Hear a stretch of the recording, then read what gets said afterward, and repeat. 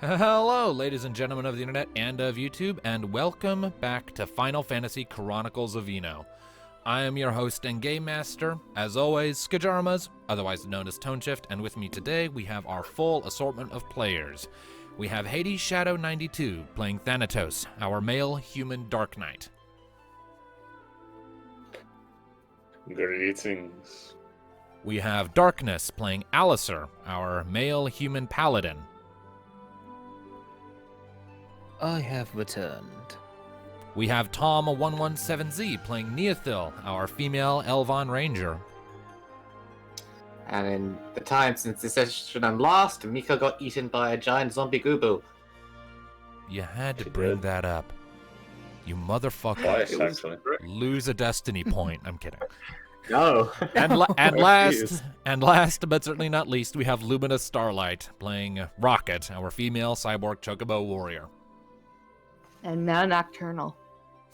I'm Alright. nocturnal thanks to having to do American time zones, you fuckers. Yeah, I mean, I'm nocturnal too, just because that's just kind of the lifestyle that's going on in my place, but at any rate. So, I'm not. congratulations. Where we last left off, our intrepid band of adventurers, having arrived on the Mogalarchy of Kumogo, fought their way through some sucking butterflies in order to save a Moogle who had been sent to escort them to a village at the base of Mogomog's mountain, as apparently they were expected by the local bearded deity who calls the island home, Ramu, the god of lightning.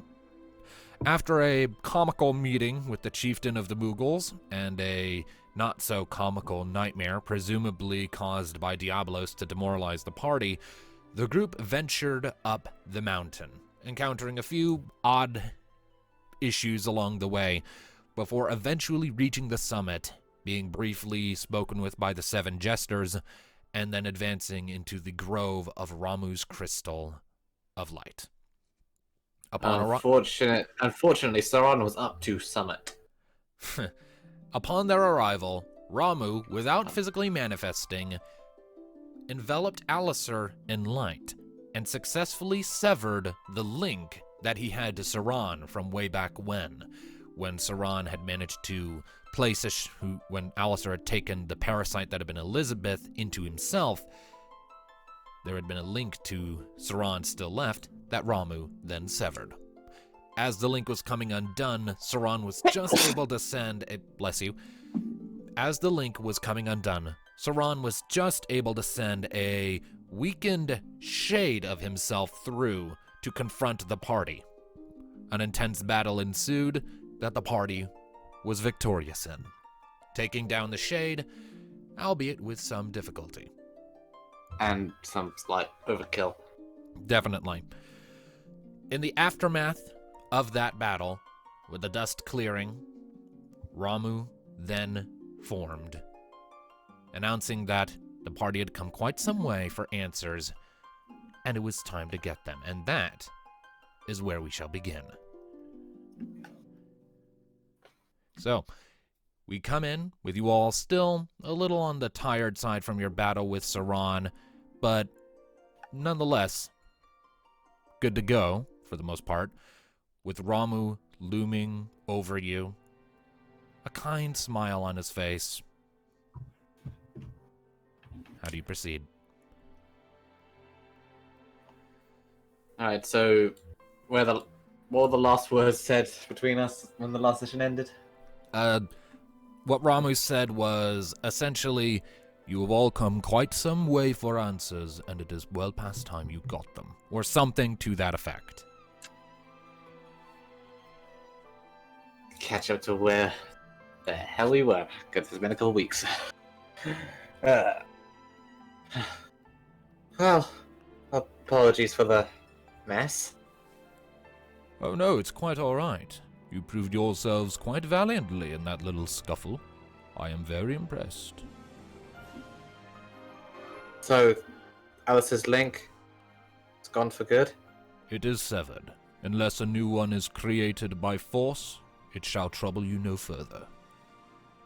Yeah, okay, no more taking parasites from people. Okay, Alistair? Well, I had to do something to save her. Oh, I know. Just we're not doing it again. And to be fair, I wasn't expecting to do anything like that. But hey, look where I am now. So, what of the crystal? I'm not sure Saran's going to sit idly. Ramu glances back at it. For the moment, it remains unharmed. As for what will become of it after our discussion is concluded, well, that remains to be seen. He's still going after the rest, and as well as protecting your crystal, Lord Ramu, we were also led to believe that you could reveal to us the location of the others and where we go from here. I believe that is something I could do, and indeed I should.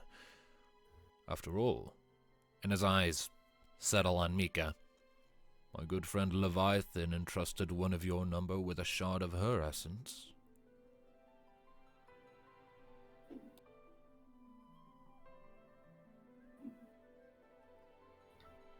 So Because Leviathan was able to get her message through. She visited me personally not long after the disaster. She's been rather busy since then, speeding her way from one deity to the next, informing them of what has transpired. Including Did she- Bahamut? Indeed, Did she deliver the message of Tiamat's fate? she did. I was not present for that meeting, but I felt Bahamut's reaction. I take it wasn't pleasant. Were you more in tune with the fabric of the world, you would have felt it as a great trembling in the soil beneath your feet. He was beyond enraged. Well, at least it's not pointed at us. At least I hope not.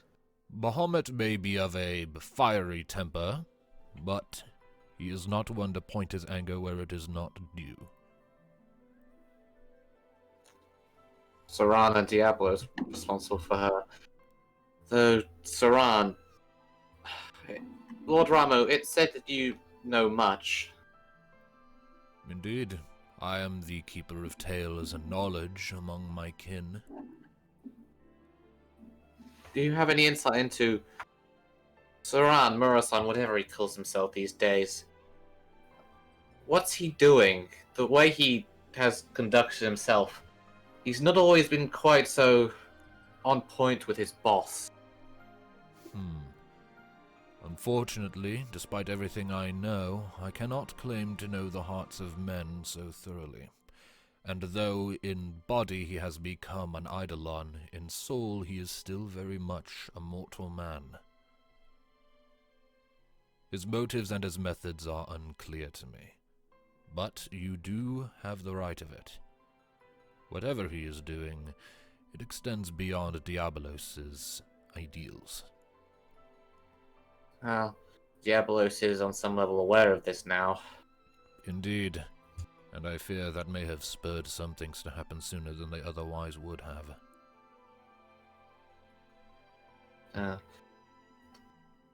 One has to wonder how long their partnership will last if their goals are ultimately different. It is hard to say. I can barely say I understand my oldest brother's thoughts anymore. What happened all those years ago? He was supposed to be dead. And now he returns with the power of your sister, Phoenix. That is a very long story. But given all that has happened, I should be glad to share it. The risks if I do not far outweigh the risks if I do. Very well then. All I ask is that you hold your questions until the end. This is not a short tale, and I will need the necessary time to recount it in its entirety. And this is lengthy, and I wrote it all down before we started. Just so I wouldn't go off Welcome on to, wild tangents or get anything wrong. This is complicated. Yeah. Welcome to Yes, the latest notes. reading, the Skajarama. I am all ears. Very well. He sort of takes a moment, lowers down a bit, and settles onto the ground. Sort of sits down into the sort of cross-legged position.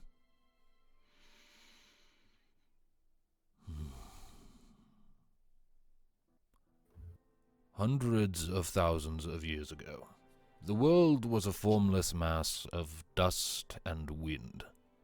There was no life, no light, no order, just darkness and chaos. It was shapeless, lightless, lawless, practically meaningless. But in that swirling abyss of primordial darkness and chaos, anything was possible, including life. The first life. Diabolos. Something twisted in the shadows there, some reaction. And he emerged from the dust, unknowing of how or why he had been born, nor capable then of caring. To my knowledge, from what he told us, he was merely content to let the winds carry him wheresoever they saw fit. But as time went on, eons and eons, his mind grew, and he began to think and ponder and feel. And in time he began to feel lonely. He was all alone in a world that bore no purpose whatsoever. But as the firstborn of the chaos, he was imbued with all of its power, and his mere desire for companionship, for another to drift at his side, gave rise, one by one, to the rest of us. They were in order: Ifrit, Bahamut, Phoenix, myself, Leviathan, Shiva, Odin, Alexander, and finally, Seraph. With each one of us that emerged, the world was shaped more and more. Bahamut and Odin worked together to carve and sculpt the land to their liking, creating enormous valleys and mountains that dwarf what is possible now. Leviathan filled the deepest trenches with water, while Phoenix burned away the excess, evaporating it into steam, from which I created clouds and filled with thunder and lightning.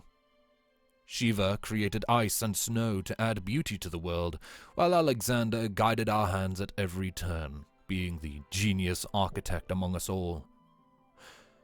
It was in fact his mind that conceived of the Tower of Creation. Essentially the throne of all of our consolidated power, an infinite wellspring of potential, possibility, and impossibility to weave whatever we wished within and without. We rejoiced in our creations, but something was missing. Something about the world we were sculpting felt hollow and empty. For while it was true that through Diabolos' chaos we could create literally anything our hearts desired, we could just as easily sweep it away with but a thought. There was no sense to it, no order, no purpose, no substance. It was all shallow. But Seraph believed he had an answer. Light, order, limitation. And he brought these to Diabolos. Now, Diabolos did not create things himself, for he was never particularly creative, but he did maintain and hold sway over the powers that allowed us to do so with such freedom. And indeed, he admired and praised the grandeur of our work routinely. Alas, he was also a terrible critic, but then in his eyes, what was there to criticize? But when Seraph presented the idea of light to him, of order and stability, I cannot claim to know what happened in my eldest brother's heart, but that was the first time I truly saw him angry. Indeed, I do believe that was the birth of anger itself. Or perhaps it was fear. Regardless, the two argued on and on, unable to reach an agreement, until eventually Phoenix, the most gentle of us, bade the two come to a compromise. And they did, begrudgingly. The sun and the moon were thus created, a beacon to emit light, and a place to siphon what was unneeded. The world would turn around the sun, while the moon would encircle the world to absorb any excess light, so that we would still have plenty of freedom to create what we wished. A physical manifestation of the fundamental change in the structure of the world. Diabolos accepted this compromise, though I fear not because he found it agreeable, but merely so as not to upset his little sister. For he was not happy in the aftermath.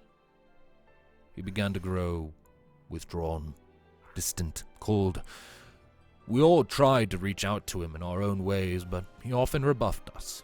Not with malice, but just distance. He wished to be left to himself for a time, and so we gave him his space. He kept to the darkness of the night, and while he sulked, the rest of us were able to enjoy newfound purpose in our works. It was no longer easy to shape the world, but so much more satisfying. And indeed, we soon discovered we had a newfound power to create life that, in the chaos of old, could never have survived. And so we began to fill the world with the first mortal life. They were just animals, beloved pets that we would dote upon and care for, but they were nonetheless ours. And we created, all of us, except for Diabolos and Ifrit. Ifrit had never much cared for creation, and indeed was an even worse critic than Diabolos, largely because he could find nothing to praise. He saw no point in our efforts of creation, as they would always be destroyed no matter what with the passage of time. And the light only agitated him more as his flames were cooled by the order it brought. He created for himself a volcano to call home, the Hellfire Pit, and secluded himself within. We would learn later that he and Diabolos often met in secret to confide in one another and formed a close, if quiet, bond. With time, Ifrit began to grow increasingly agitated with us, and began to lash out at any of our creations that drew too near to his abode in the pit. We were all becoming frustrated, and our overtures to him were persistently rebuffed with flames and lion-like roars. Eventually, Phoenix went to see him. She believed her own affinity for flame would grant her some leeway the rest of us did not have, though we had hesitated to let her do so alone, for she was a quiet and gentle creature, boundlessly kind, perhaps to a fault. Yet she smiled as she descended into that inferno. We do not know precisely what they spoke of, but it was days before they emerged side by side. Ifrit seemed shaken, and Phoenix requested that I, in tandem with Bahamut, work to sprout a grand forest at the base of his volcano. And we did so, albeit not sure why. The moment it reached maturity, Ifrit tore through it, reducing it all to cinders in mere moments like a mad bull out of hell. And so he earned his title among us as the Bull of Hell. But once his rampage ended, Phoenix, with but a single touch of her claws, lit the ashes ablaze anew, and the forest grew again, different from before. I will never forget what she told Ifrit as the forest grew around them. All that is born is destined to fade, it is true. But in time, something new will always rise from the ruins. Is that not reason enough to cherish it while it is here, and rejoice in making it come to be? There was more to be said than that, but for the sake of brevity I will make it brief. Ifrit was moved, and indeed I feel he might have become a touch smitten with the gentle bird. And he agreed to withdraw his flames of destruction until we called upon them, to unmake anything we were unproud of, anything we no longer wished to maintain, so we could start anew with a clean slate and something to build from. Although he still abstained from any elaborate creation of his own, like Diabolos, he was Not very creative. Alas, that seemingly joyful reconciliation was the opening act of tragedy. After this event, Ifrit's relationship with Diabolos began to deteriorate. We are not sure of the specifics, and Ifrit refuses to speak of it, at least not at length. But they began to argue and bicker bitterly in the night and in the caverns beneath the world that Diabolos had carved out for himself. In time, Ifrit stopped going to see him altogether. The advent of disaster. Diabolos came before Phoenix one day, mentioning that he was aware of her meeting with Ifrit, and how she had made him understand why we so joyed in creation, when it was all doomed to fade in the end. And he wished for a similar meeting, he claimed, to understand why Phoenix rejoiced in creating things in the light that were dwarfed by those she created in the dark. Why choose limitation over boundlessness? And ever the kind, perhaps naive bird, Phoenix agreed to meet with him in his home. We do not know what words were exchanged. All we know is she descended into the dark, and soon thereafter a terrible tremor passed through the world. It was as if all of creation were mourning the loss of one of its own children. And we knew. Phoenix was dead. It was a new concept for us. Death among our own. We had been alive for tens of thousands of years, and suddenly, just like that, one of us was gone. We could barely even conceive of it. And Ifrit rushed to the scene to see what had happened. The story he told us upon his return was grueling. He emerged into the heart of Diabolos' home to find him frantically devouring what remained of Phoenix's corpse. Ifrit later confided in me that he had thought Diabolos was struggling to maintain composure, that he even appeared guilty for what he had done and what he was doing. He tried to assure Ifrit that Phoenix's essence was safe, preserved within him, and he even tried to apologize. But it did nothing to quell Ifrit's rage. He lashed out, and the entire underbelly of the world was engulfed fully in his fiery wrath. The world fairly burned, and Diabolos was reduced to ashes and scattered all throughout the endlessly turning caverns he had made, carried by Ifrit's hellfire. But under the weight of the world's grief, Ifrit's rage, and the sudden cessation of Diabolos' darkness, albeit if only for a moment, the flames crystallized and hardened, binding Diabolos' ashes within. Ifrit came back to us and told us of what had happened, and we grieved. 2 of our number gone, over something so petty. There was a lull. A decade of silence as we struggled to come to grips with what had happened, what we, in our ignorance and foolish blindness, had allowed to become of our brother and sister, what our neglect of both of them had wrought. But then, the crystal flames began to glow. We felt the stirring of chaos again. The underbelly of the world churned with the flames of rebirth. But Phoenix was not the one to emerge. It was Diabolos who rose from the embers. One of Diabolos' abilities, we realized, had been the power to absorb the essence and nature of that which he consumed, and Phoenix was no exception. Her power, her very soul, was now his to command. And after Ifrit had incinerated him, I fear it broke him. He saw it as a betrayal. What little affection he still bore for us evaporated. Maybe being surrounded by Ifrit's wrath for that decade twisted and corrupted his mind. Maybe he had always possessed a heart of malice, and we simply loved him too much to see it. Regardless of the reasons, the life of our world rapidly began to be enveloped by the force of his hatred and his rage, carried through Ifrit's flames that began to grow. And the demons were born. Diabolos emerged from the abyss, his eyes set on Seraph, the one he believed started it all, the arrogant youngest brother who had to ruin everything with his light and order. His demons began to tear apart the world, bringing more into the fold and destroying whatever they could get their claws on. And most of us became utterly preoccupied, trying to hold up a second, I lost my spot. Trying to figure out how to stop them.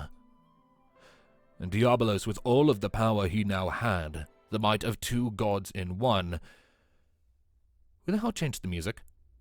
I thought it'd be more appropriate than the happy fucking crystal music Fair that's enough. currently going on. Fair enough. With all of the power he had, Diabolos was too mighty for any of us to stop. Save Bahamut, the strongest of us. We dared not expose ourselves to the force that had tainted Diabolos, lest it bring us to his side too.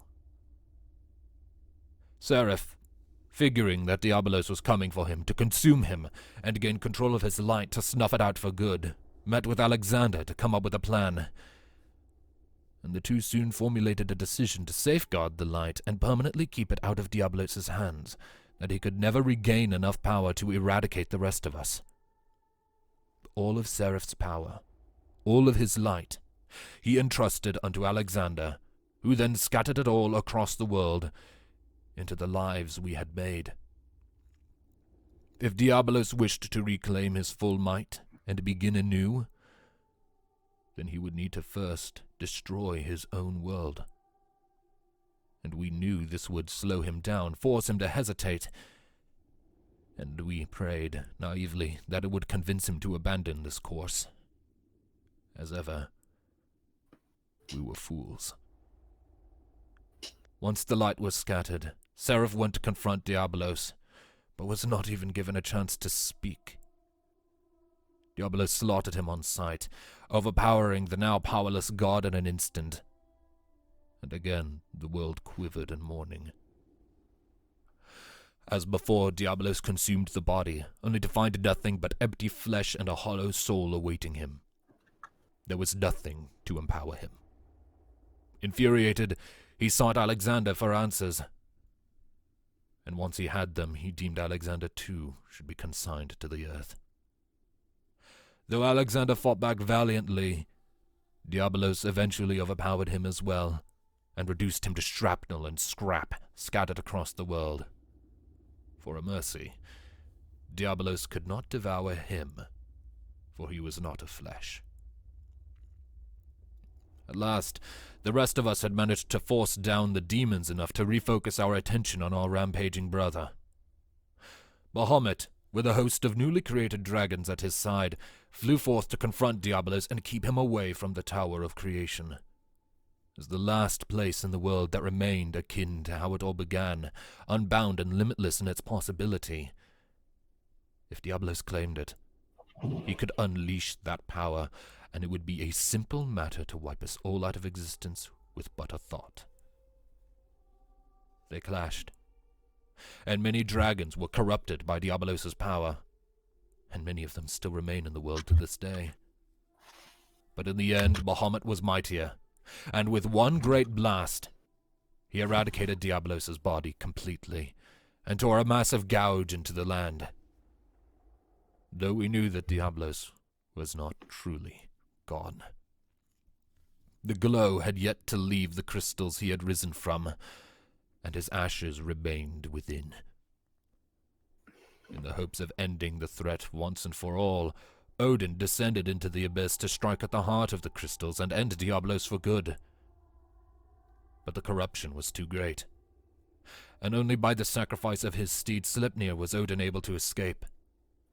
Descending into the depths to destroy Diabolos was not possible for us, and we don't even know if it would work for anything else. And so we turned our hearts instead to containment and defense. To better watch for his efforts, we split 2/3 of our power away from our bodies into crystals of light and dark that lay scattered across the land, though some parts of the world had to be left without them due to Diabolos' corruption already reaching too far. The land you know as Zelat is one such place. Odin chose not to surrender his essence in the same way, instead choosing to keep it bound to himself as his armor and his sword. He vowed to scour the world where our crystals could not be sent, and to aid him I lent him my own steed, Ixion. He still rides upon that faithful stallion's back to this day. We went our separate ways. Ifrit, I fear, consumed by guilt over granting Diabolos the power he now has, and scattering him so, isolated himself within his volcano. Bahamut withdrew to the Tower of Creation to defend it.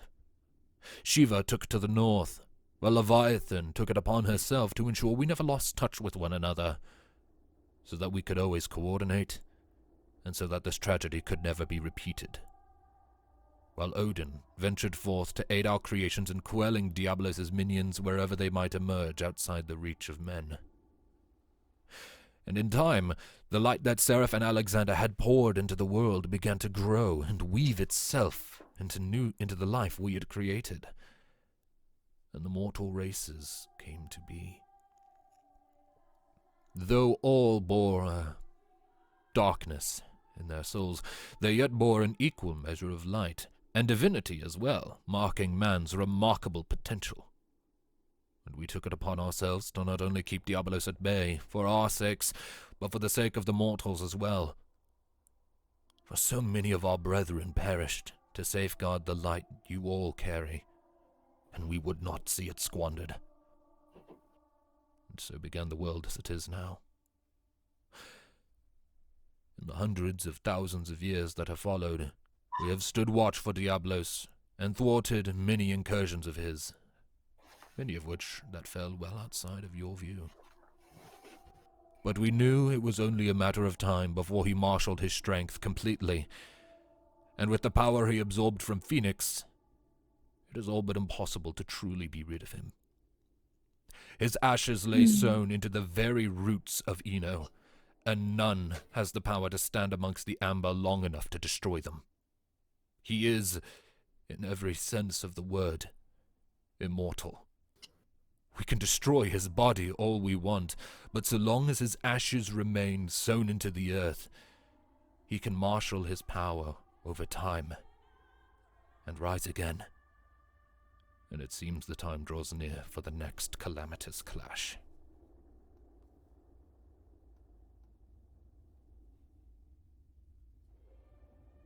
That is how all of this has come to be.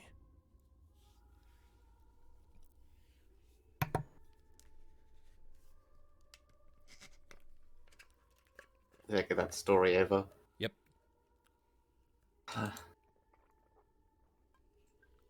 I had no idea he was the first of you. Indeed. I always had assumed it to be Bahamut as the greatest of your number. The most powerful does not mean he is the oldest. Well, there's got to be something we can do. For our Unfortunately, comfort, Phoenix's power still remains. You said her soul resides in Diabolos, unextinguished. But there's still Phoenix Downs in the world, so her power's still around. Which means her soul still exists. bound within Diabolos, yes. Where we Could it- cannot Oh. reach it. Could it be Maybe- possible to separate them? If it is possible, we have not found a way to do so. And so long as Diabolos remains without a corporeal form, we are short on options. If we gather enough of the power remaining, maybe we could bring her back? Or even if he had a corporeal form, there is magic, green magic, that deals with souls, and if he has two, not entirely unlike myself, would it not be possible to at least reach her?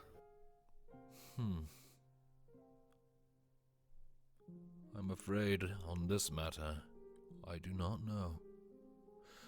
The souls of we gods do not operate in the same way as yours. The fundamental laws are different, and with so few of us, it would be foolish to attempt to study. We could very easily destroy ourselves and learn nothing, and leave mortal kind with one fewer protector. And frankly, you need more than what you have. We are dealing with a god. True. But there must be something you'd have us do. Just wait to the day where he finally consumes us all. Of course. Of course there is work to be done. We have not been sitting idly by. At present, as Leviathan spreads word, we're all marshalling our forces in other parts of the world to defend things, keep Diabolos' minions in check, delay him as much as possible. But it is inevitable that he will reform, and when he does, all we can do is bring all of our power to bear and destroy his body before he has a chance to cause too much damage. But if he will inevitably return, why does he need Saran? Sauron can operate in ways that Diabolos' other minions cannot. As a mortal man and imbued with much of Diabolos' power, he can act directly as Diabolos' hand, rather than a clumsy cudgel. Yeah, we see how well that's worked out for him. An amber dragon would never have been able to infiltrate Leviathan's crystal sanctuary. Nor could any of the commonplace demons have been able to interact with mortal kind on a personal level, or orchestrate the events in Marasu with the plague. But he still is not fully behind Diablos. No, but he is advancing Diablos' goals in ways his other minions cannot.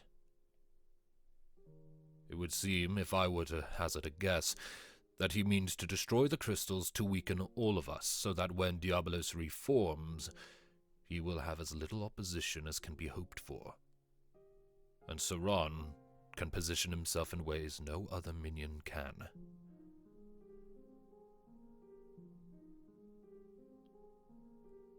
Is there a way to destroy Sauron? Indeed. I want to reassemble that power. Phoenix's power? Mm-hmm. I mean, The feather scattered. Oh, dang it, stupid TV. Why did it go off page? Sorry. It's alright. it's fine. Her phoenix downs are still throughout the world. They still possess the power to revive. Perhaps. If what calamity has been suggested is true, we're going to need her power after this is all said and done. In order to revive the world, she's going to need to return what was lost. That is true. Mika, aren't there true phoenix feathers scattered throughout the land? Yeah, though I have no idea how many. Or where they are. Just that they're very well guarded. But that also means Diabolos hasn't consumed all of her power. And there's also the matter of Alexander's shrapnel. Indeed. If we can reassemble it, What That would became be of Alexander's? What became of Alexander's remnants? His shrapnel remains scattered across the world. We dare not disturb it. They mark his Why? graves, essentially. couldn't he be revived? I do not believe so. He is very Oh. different from the rest of us on a fundamental level.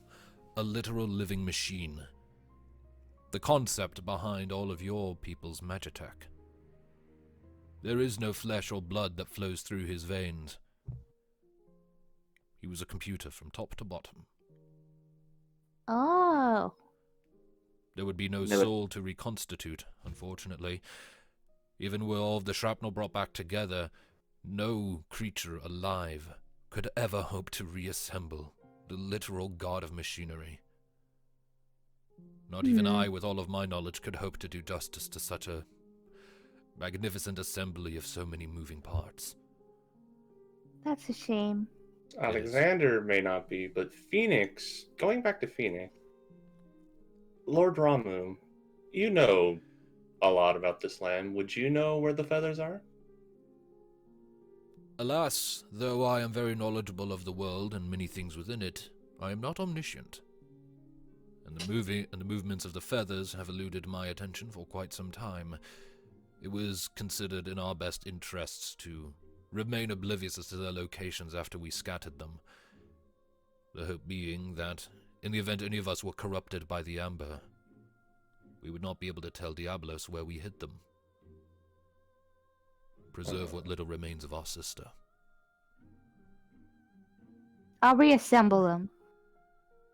You will? Hmm. You would take that task on? Indeed, I would. It's so. Phoenix has always been an idol of mine. My father would tell me stories of her bravery and kindness, but I've always admired her. She's been like a driving force behind who I am. So it's so natural. Well then. Maybe if we did have her power, we could reach her. Perhaps. If enough of She her could- power was gathered and utilized, maybe she could be pulled free. It is impossible to know, but if you would take that task on, I will not stop you nor advise against it. But time is of the essence. Yeah, we still need to gather the rest of the crystals, which And means, Rocket, if this is what you want to do. it is. It's always been what I wanted to do. I've been so frustrated lately. Every bit of her power that we've gathered, we've had to use in battle to revive everyone.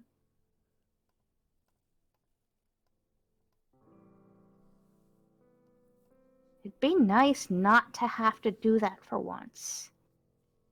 No offense, you guys are nice and all.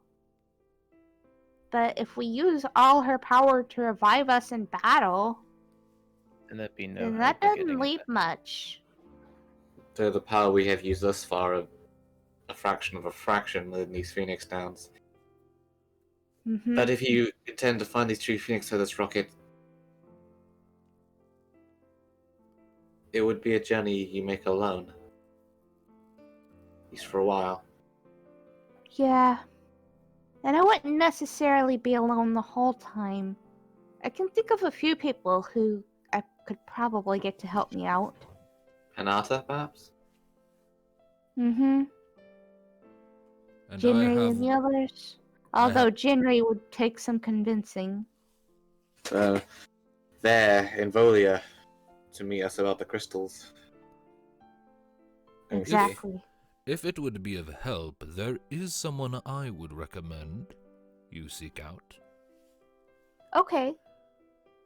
I would bid you seek out Odin. As he is the one who wanders the world the most, then he is also the one most familiar with its current movements. If anyone will know where the feathers are hidden and how best to get you to them, it will be him. Alright. Then it's settled. Where is he? Hard to say, but he tends to make his home in a certain open field, a large grassland on the mainland, which conveniently, after so many crossed paths with him out there, has been named after him. Seek him out there, and if you should catch sight of him, tell him Ramu is asking after his old friend. He'll know what it means. Okay.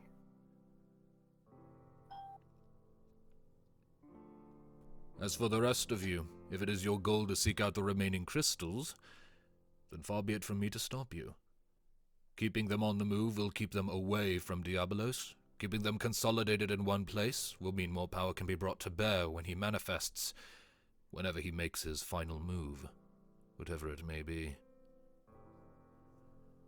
So the crystal that Mika got, that wasn't all the power that it had, was it? Alas, no, it was but a small piece. Bring it here, child, let me see. Mika hesitates for a second and then steps forward and shows Ramu the crystal. He gently takes it and looks it over for a bit. Yes. A small piece. Enough to preserve, but significantly lesser than the whole it came from. You would struggle to summon even a basic image of an Eidolon with this. But with its twin, you might get somewhere. And he returns it to Mika's hand. It's twin? Leviathan's other crystal, her crystal of light. We do all have two, minus Odin, of course. And you are lucky, for I know where they are. Where might we find these other crystals? If we suspect one of Ifrit's with the Bungan tribes, there's another with the Numo, and then your other crystal is in Volia. Indeed. Bahamut's wind crystal of light he guards personally in the Tower of Creation. It generates a barrier of stasis around that floating castle that prevents any and all matter that is unwelcome from even approaching, much less entering. A near-perfect defense that also keeps that gargantuan, gaping wound into the amber abyss from spilling demons out into the world. His wind crystal of darkness is, as you say, housed somewhere in the Numo's steppe, though I know not specifically where. You would need to seek out the clan that protects it.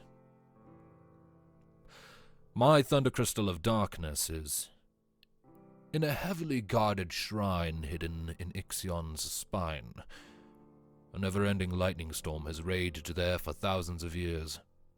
The Volians stand watch over it. I would approach them for guidance. Shiva's ice crystal of light is located in a great amphitheater that can be found on a remote, isolated glacial island far to the north of the first Enoan continent. She waters it there with her faithful companion. While her ice crystal of darkness is located in a glade in the Eno Watch Mountains, here on the mainland. It's guarded by a perpetual blizzard. Leviathan's water crystal of light is housed in a secret, serene grotto somewhere on the southern end of the mainland. The only settlement I know near it is Piera Oasis. You would want to begin your search there. And you know the fate of her crystal of darkness. Finally, Ifrit's fire crystal of light is safeguarded by a secretive clan of the Banga in the greater Uzora desert. I know only that their name is the Itsukaro. I know not how to find them. And his fire crystal of darkness is protected by him personally in the Hellfire Pit, the active volcano. Where is his light crystal? I had a complete cutout there. It's safeguarded by a secretive clan of the Banga in the greater Uzor desert known as the Itsukaro. Yeah, so Bungan Drive and his crystal of darkness. It's in the Hellfire Pit. There you go. By the way, we have all the locations. Yep, and I've also provided a handout that you can refer to check on where each crystal is and its current status. Well, and there goes me just making a fucking list myself. Why am I bother doing that? I was reading off from mine.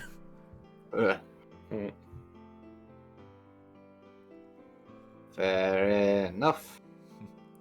Huh. And what of the crystal here? What happens now? Given Sauron's shade's appearance, Diablos will know of its location, and I do not doubt that if it remains, he will send more of his minions after it. It cannot remain here. Nor should I.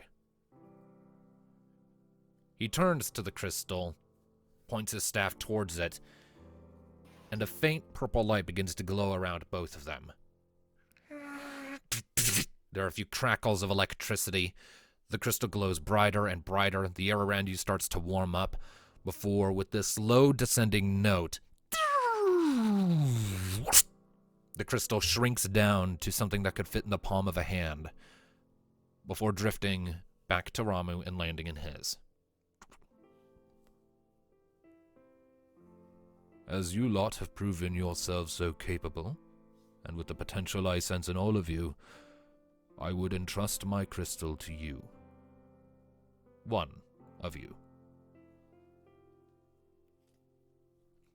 He turns and drifts a little closer. As my crystal, like any other, is aligned to a certain element, it will react more favorably to certain individuals when they hold it, as opposed to others. His eyes sweep over the group for a minute, and then settle on Thanatos. And I do believe you are the finest candidate here. Me? Indeed. Much like electricity, you have a great deal of ferocity in you. But much like electricity, it is focused and precise. You have found purpose, where once I feel you did not have any. Also, he shoots people with lightning a lot. All the more fitting. Says the one who has a dagger of lightning.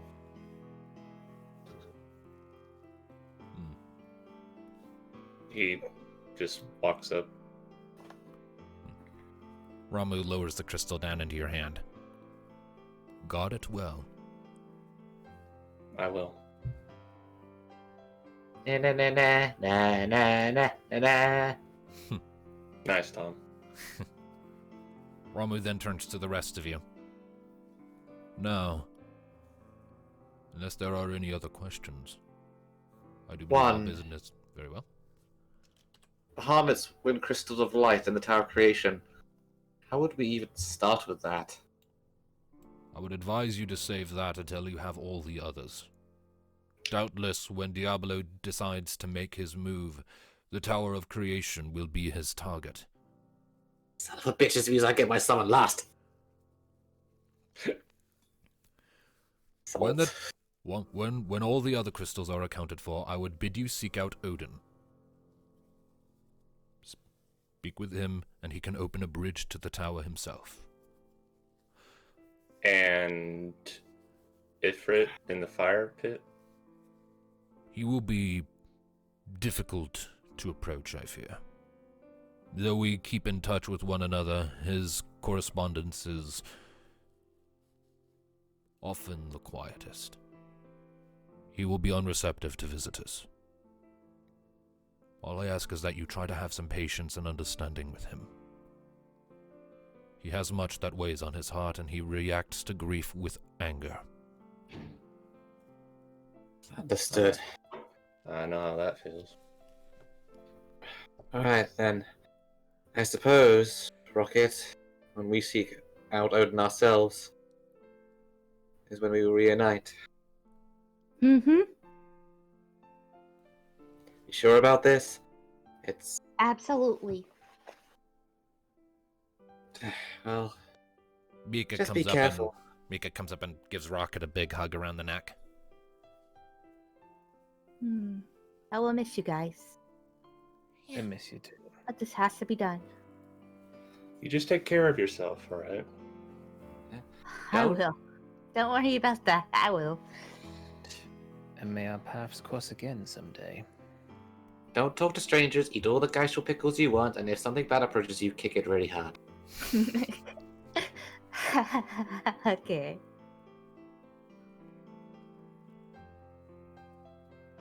It's not gonna be the same. Yeah. But we've each got our prospective jobs to do now. Yeah. I know you can do it. Time for business. Ah. Before I depart, at least one more night with the Mughals, Lord Ramu. I assume there's nothing else. Unless there are questions you have for me, then no. I should be on my way. Thank you. And thank you. All of the work you are doing is a great boon. I Well, feel like this time perhaps things will be different. we can hope. We Ever can since definitely Marasu, hope. it's been obvious there's no getting off this train ride until it reaches the station. I've never set foot I'm on a afraid train. it's true. I'll have to do that sometime. Something to ponder when the threat has passed. He then gives his weird spiky purple wings a little flap and lifts a bit higher into the air. For now, I must bid you adieu. There are other places I must be. Luck to you. And stay strong. You too. And he crackles with electricity, and with a single... A bolt of lightning comes down out of the sky, strikes him. You're all blinded for a second from the flash. And when the electricity fades, Ramu has faded.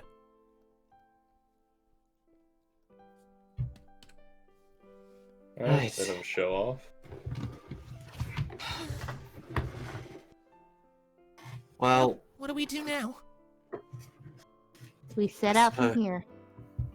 we head back to the Little Wing, I suppose. Do you want to lift to the mainland rocket, or... I can fly. Can you fly that Nice. far? It's not exactly a short trip. True. I don't think I've ever flown that far. Well, you won't have any of us on your back this time. That much is true. But I can't waste any time. I've already wasted enough time. Although, my time with you guys has not been a waste. I will say that. Likewise. And if anyone can find what's left of the mighty phoenix, it's you. So wish you luck on your quest. You are our stubborn little bird. If what's You're been the- said is correct, we're going to need the power of Phoenix when this is all said and done. To For what fix it's anything broken. for what it's worth, Rocket. Pats her on the head. Your dad would be proud. I know he would. Well, I suppose since you're sure enough, I suppose you should hold on to the... I guess this is goodbye. Yeah. More like... See you later. See you later. Oh, and one more And thing. with that, she spreads her wings and. Hold on, I think Alistair wanted... I think Alistair wanted to say something first. Okay. One more thing before you go. Might as well hold on to the outfit we got here a long time ago. It's way too big for us to wear. Just I like can't the hear you. Phoenix. He's The saying Phoenix outfit. The Phoenix outfit, we got you way back during your arc. Rocket, yeah. Rocket revives Phoenix wearing the Phoenix outfit. Phoenix is creeped out. Okay. I guess I could wear the Phoenix outfit. Fine. Anything else? I think That we're is good. Yeah. Alright. With that, she smiles, turns, with a mighty flap, lifts off into the sky. Alright. You will watch Rocket take off, flying farther and farther away. Eventually she fades from view amidst the crags and the treetops. Rocket has left the party. I'm gonna miss our little nutcracker. We're gonna miss having you around until you come back for the end game. Yeah, well, she's gonna have to meet with Ifrit anyway because Mm. fire. Well, we'll probably... Well, that could technically work. If we leave the Hellfire Pit until the last crystal before Bahamut, we could meet up with you there, technically. Yeah. And you could... Yeah. We just Yeah. do all the other crystals first. In a number of ways we could handle it. Yeah. Yeah. Because she is the bearer of fire, I think. Yeah, Hmm. that seems to be the case. So we'll probably end up picking up the Bangan crystal relatively soon, because Nee needs to go to the Bangan tribe for a little stone.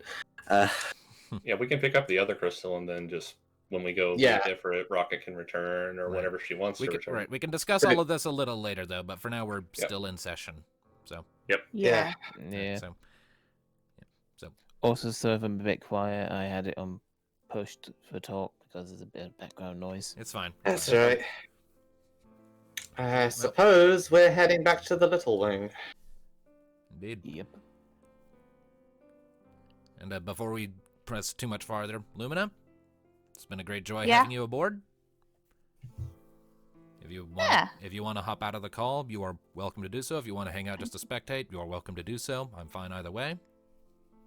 All right. Well, it's been fun, but We'll be ready to it'll welcome be you good back. to have a good break.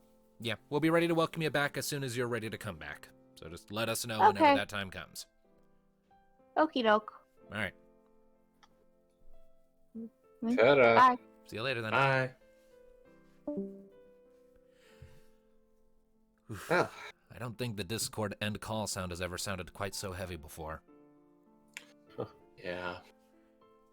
I have mine muted, but I felt it. You know, for the Right. just one more thing before we press on any further, for the benefit of the audience who's probably really confused by what just happened. Just some basic context on why that just happened. Lumina's been feeling a little on the burned out side with the campaign for a while. That's why we had that really long break in December before we got back into things in January. But that didn't do quite as much to help as we had hoped it would. And eventually we sort of discussed it with her in private and figured that if she's not having fun coming to the sessions, we shouldn't force her to. So we worked together to find some meaningful way for Rocket and Lumina to step away from the campaign where her character wouldn't just be senselessly killed off. A proper send-off with room for her to come back if she ever so wishes.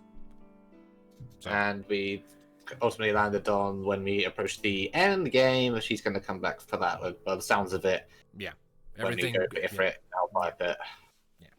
But don't worry, everybody. Lumina and Rocket will return. Our burb will be back. We're not facing Diablos without the burb. He needs Right. kicking in the nuts. Indeed, Indeed, he does. indeed. But that in mind, Let us go to Vodia and pick up a Kyra, because that else needs to be shipped harder. Your time Thank you, has arrived. Tom. Just give me a second. I need to be back in a second. And don't worry, I make sure there's a nice little bridge for you to walk so you don't have a little tumble in the ocean again. Thank you.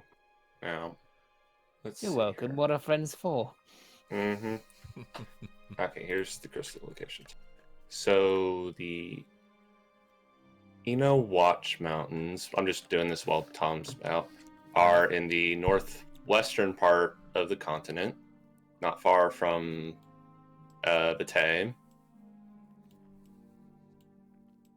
There's one of the crystals. Let's see, Leviathan's is near the Pure Oasis.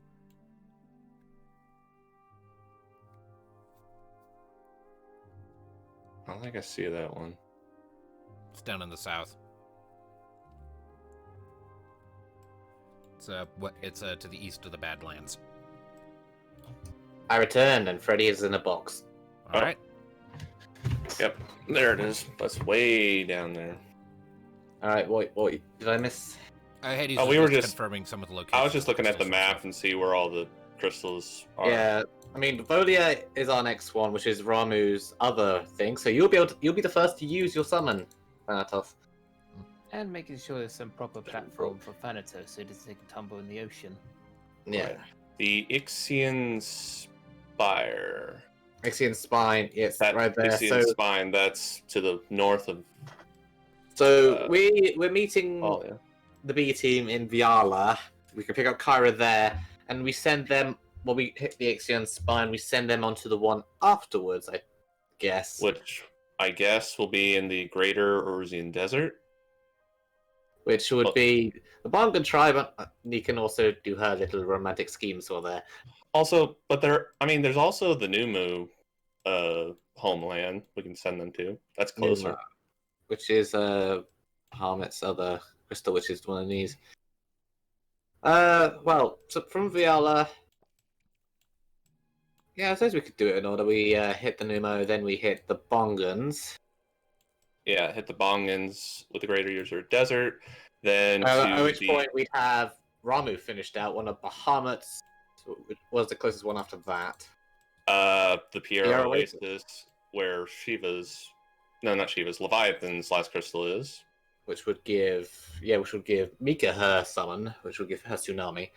Then let's see here. So I think there was one in the Badlands. Right? No. So Shiva's Crystal Light Amphitheater, that's far north. Eno Watch Mountains. Yeah, the Eno Watch Mountains would be Shiva's. Which we'd have to pass through Vitae again. Quite. Then So- Shiva's other one is to apparently North. like Yeah, is it the even far- on the is it even on the map? Nope. It's Yeah, past the so- map. So yeah, we grab Shiva's first one, we can then grab her second one, and after that, it's the only ones missing would be Ifrit's and Bahamut's seconds, each. So yeah, then we go far down, hit the Hellfire Pit, which is where hopefully Lumina would pick up again. Yeah, that sounds like a plan. Now we can discuss that in further detail later. Tower Creation is blatantly the final dungeon because you've already said the final dungeon is a place that's weird and wibbly, and the Tower Creation where reality is slightly primordial. Sounds like a prime candidate for that. And the fact that Rama basically just said, yeah, that's what Diablos is going to be going for. That's his end goal because he wants to use it to wipe everything out. So that's where we're going to fight him. Hopefully, using whatever Lumina cooks up in her off time to take. Well, I can see it going us defeating Saran. We encounter Diabolos. We kind of take away his resurrection powers, like whether we bring back Phoenix or not. Whatever happens with that, and then we fight Diabolos 1-on-1 to the death. Right, well, this is currently getting into like post-game ramblings, so Yeah. let's get back into the campaign here. Back Oh, to the we're campaign. making plans and we're theorizing. Shush. Yeah. No. We're on our way to Viala to meet up with the B Well, team. first, we got to get out of Moogle land, please. I thought you liked Muggle's Kupo.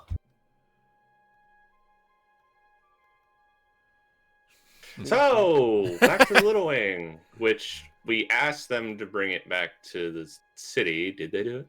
Oh god, I forgot about that. What? Oh no. Well, get back down to the city, and you will find out. We are heading back to the city. I take it you got no objections to our planned route there, Darkness? Been quiet. Oh, Yeah. again, he said he was on push to talk because background noise. Yeah, and all I was gonna say was, please promise, Thanatos, you won't be racist, Gibbo. Yeah, Kupo. Why are you so racist, Kupo? You both do know I can throw you off this mountain. You And you who know would hear you? that I can fly you into the air and drop you from even higher height. How many times have I lost count to point out, without me, you can't heal? Right. Okay, so just to make sure everyone can see the Mog home thing there, right? I did for a second. Yep. Or is that the little dot thing that's there? The pin, red, the yeah. pin. The pin. Yeah. Yeah. And you can I see it. and you can see its name, right? It has the name Mog home. Yep. I It know, does. but I get the point. That's it. Okay. Just making sure, because I can't see the name Mog home on it for some reason. Well, we get the idea. So, All right. Yeah. to Mog home, when hopefully the Little Wing is there and not in pieces. Oh, first off, when we leave, how do the jesters react to the fact that their deity is gone? Well, you take your leave from the Crystal Grove, and as you're stepping out, you are again confronted by the jesters who sort of come swirling around in this mad frenzy, and the one who is at the front, whose name I am immediately forgetting. 1 second to double check my GM notes. I believe it was Morg. Morg, I believe is right. Morg, the speaker, them sort of comes up, flitting about, fidgeting anxiously in the air, and you can even see like the anime-style sweat drops just flying off his 40. He's like, What the heck is going on up there? We saw a big thundery boom and then a bunch of explosions sounded, but we were told not to interfere, and then another thundery boom, and now you're coming back out, and what the heck has happened? Well, remember the parasite? And now it's the soul? Yeah? Kupo? Ramu ripped it out entirely, kind of built on your work, and Saran didn't like that, so he appeared at the last second and we beat him up. I am perturbed by this. The crystal's And- fine. Shadow version of him, at least. The crystal's fine, though things might be a little different around here for a little while. What do you mean, Kupo? Me looks at Thanatos. What? You know, He's gone. you have it in your pocket. Oh. Well, I mean, yeah, fine. He shows him the crystal. Kupo? the Moogles look visibly distressed as you pull out the crystal and hold it out for them to see, like they've never seen something like this before. Did you break part of it off, Kupo? No, Ramu gave it to me. What? That's the entire crystal, just shrunk. Yep. He's very distressed. Ramu gave us his crystal, and now he's gone. I heard you. I just don't get it. Why? For safekeeping. We may have defeated Saran this day, but he's not going to stop trying to chase down these crystals. And now that they know it's here, it's safer it's on the move. Yeah. Oh. So us taking it means he doesn't come and kill all of you. Oh. Because trust me, he was relentless. And Ramu was kind of fond of you guys, I feel, so... We all kind of look at him as this really big, nice grandpa to all the Moogles. Which is why he doesn't want you in harm's way. Don't worry, we'll look after it, and once things go back to normal, return it. We will hold you to that, Kupo. On Kupo Ana, Kupo. The Moogle tilts his head at you. That's not how Kupo works. I don't think any of the mortal races understand how Kupo works. We just kind of go with it. What is there to understand? Kupo is Kupo. What? Exactly. Like what? Like Bois? The heck is Bois, Now- Kupo? Now listen here. Walking. Now listen here, Mika. I know where to scratch your ear to turn you into a pairing mess. Yeah, I know. Tail swishes back and forth a little bit. So, Get a room, you two, and get a move on. so should we check on the little wing? Yeah, let's do that. All right. You spend the remainder of the day picking your way back down through Mog's Mountain. It's not exactly a short trip, but it's one you've made once already, so you're able to make it relatively easy. You know the route you took, you take it again, and by the time the sun is setting, you arrive in Mogholm, coming back through the archway you passed through initially. The mood of the town seems to be basically the same as it was when you first arrived. Jovial, upbeat, Moogles flitting all about, though in smaller numbers, as many of them have gone inside to nap for the rest of the day. How do you proceed? Looking for the little wing. So what time of day is it? It's just after sunset, so early night. Which means we have to spend the night here again. Oh, we don't have to. We just lift off the little wing, set its course, and then one of us takes shifts driving the fucking thing. That's how we've been doing it. Assuming it's in one piece. Let's find out, Kupo. Well, as of right now, you don't know where the little wing is. I Can guess we we find go it? talk. Can we go talk to Chief? What's his face? Moglin? Markland. Okay. All right. So you make your way through Mogholm, and eventually the stump with the archway in it that leads into Moglin's throne room becomes visible. It's got a couple Moggles guard out in front of it, who eye you curiously as you approach. One of them drifts forward. What you need, Capo? My airship? Oh, that's yours, Capo? If it's a blue one with the sigil of Vatea on it, yes, that's my ship. Ah, right. Okay, I was wondering what that was about. Okay. He turns and points his stubby little paw off a little to the north. It was landing on the north side of town, Capo. Kind of a wonky landing. I think it's a little tilted, but it arrived in one piece, Capo. You see Nee's eye twitch. What? What? Why are you looking at me like that? Deep Nothing. breath. Nothing at all.